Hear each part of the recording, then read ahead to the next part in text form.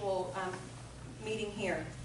So ultimately, I'm from the Tall Chief family and the Butler family, and I am from the Gray Horse community. I've lived in Fairfax all of my life except 7 years. But I want you all to know here in Texas, it doesn't matter who you are, where you live, what family you come from. You have Osage blood in you, and we're all Osage together. And my profession that I actually work in for, I've been in the healthcare field for 17 years. I'm a registered nurse, and I currently work for Wajaji Health Center, and I have been there for about 1.5 years. I'm a clinical case manager. I have a lot of other background in nursing, but the core of my nursing was at a federally qualified health center in Fairfax that was funded by the government, but the employees aren't government employees. And I was the director of nursing there for about 10 years, and I had 2 sites that I was a site manager over, and I wore many other hats. And the reason I mentioned that it doesn't matter who you are, where you come from, it's because that is at the core of how I live my life as choosing to be a nurse and being one. I don't care what you've done in your life or anything. I treat you the same. We're all one. And with Jim Norris and Dr. Ron Shaw leaving, Jim Norris not running, and then Dr. Ron Shaw also, he took the job as the CEO at Wajaji Health Center. With them vacating and not being on Congress, I am the only person, if elected, with a secondary education in healthcare. And we are living longer, which is fantastic. We have a couple of folks here that are in their, going to be 80 this year. That's right, that's what your son told me.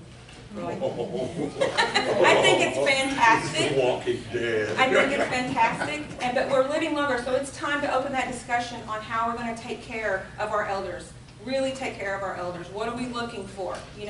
We're all getting older, and we have the immersion program, which is wonderful, and Elena she's not here, she did a fantastic job. I enjoyed her presentation, and I really liked what Chief said, because my niece she'll be talking to me, and I'm gibberish, right? That's what she's saying. She's speaking Osage, but she's mixing it with English, and I'm completely lost. And she's doing exactly what Elena said. She's putting those nouns in there in place of what we would use for door or Easter bunny or just bunny. And she's teaching me, which is fantastic. And I absolutely will always support our children and of course our elders. We're in the generation now that we have to bring them together, pardon me, sorry about that, and keep them, and keep moving forward. So the biggest thing that I see, one of the biggest things that I see also is that everybody wants to talk about all the fighting and all this and that, but we have to communicate, and we have to mean what we say and say what we mean and stand behind it. And if it is something we said wrong, just step back and say, I apologize for that. Have that in us to say that and move forward. I have to do that on a daily basis with patients. I have to learn to communicate with them at their level. And I'm not talking down here. Sometimes their level's up here and mine is down here. And so I have to figure out how to do that with them effectively and build that foundation. And Assistant Chief Redcord made a comment that I believe is so true, and I have really seen it in being in a tribal facility for the last 1.5 years, because I came from a non-native facility. We saw all people, no matter who you were, if you had insurance or if you didn't have insurance. If you couldn't pay, we still saw you. We did not care. And that's instilled deeply in me. But he talked about trust. And trust is the foundation and communication of the life that I live and the job that I actually perform. And so I see why our people, not just Osages, but natives across the United States, they don't have trust in our healthcare system. I see it on a daily basis. And when they decide to give you that little bit of trust, if you do not pounce on it for how they want it done and how they need it, so they can start building that trust back and forth, we're not ever going to move forward with our healthcare. And we must move forward with our healthcare. Pardon me. Sorry about that. Okay. How was my time, Jim? A few more minutes. Okay.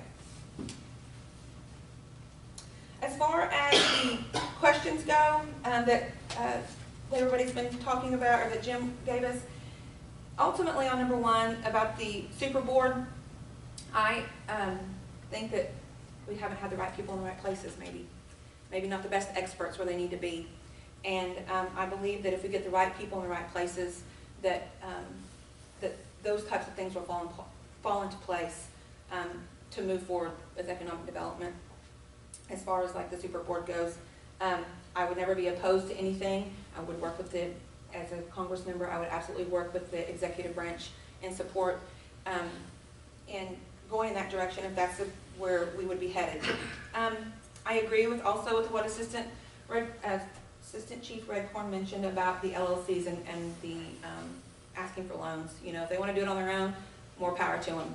It's no skin off our back. It's not our money. And then the last question is, do you know about the remodeling of the casinos? The casinos are our bread and butter. We know how to do it. We wouldn't be here today if it wasn't for them.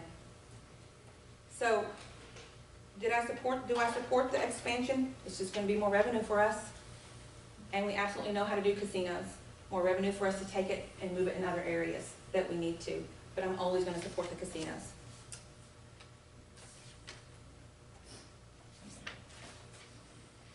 I want to thank you all for your time. Okay, that's it for Brandy. You're welcome. Thank you.